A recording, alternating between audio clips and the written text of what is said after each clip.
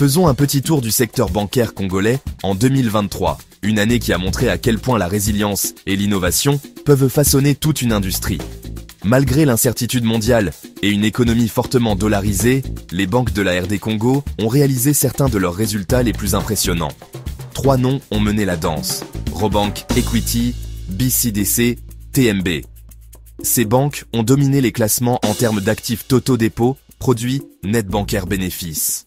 Mais qu'est-ce qui alimente leur succès? Premièrement, l'accessibilité. Grâce à d'énormes réseaux d'agences et à des milliers d'agents bancaires, des grandes villes-villages reculées. Transformation numérique.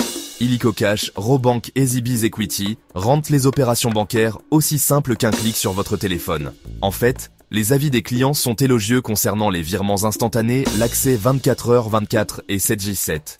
Quelque chose d'inouï il y a quelques années. Mais il n'y a pas que la technologie. La qualité du service compte. Des transactions rapides, des temps d'attente réduits, des offres adaptées à tous. Jeunes adultes, femmes entrepreneurs. De plus, ces banques ont un réel impact social, en favorisant l'inclusion financière et en soutenant les communautés vulnérables. Parlons maintenant de la banque par agent et de l'argent mobile.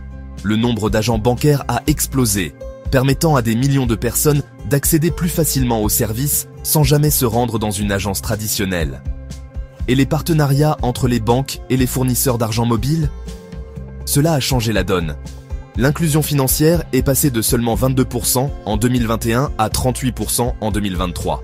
C'est clair, quand banques et fintech s'associent, tout le monde y gagne.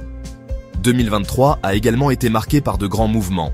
L'arrivée de CRDB Bank de Tanzanie, l'acquisition de TMB par la KCB kenyane et des efforts de rebranding comme First Bank DRC.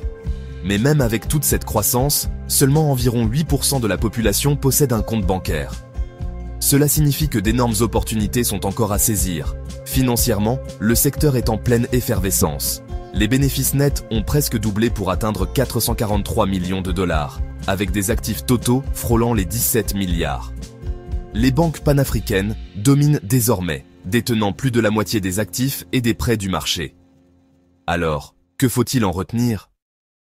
Le secteur bancaire congolais se transforme rapidement, porté par l'innovation, les partenariats et un engagement à atteindre chaque recoin du pays.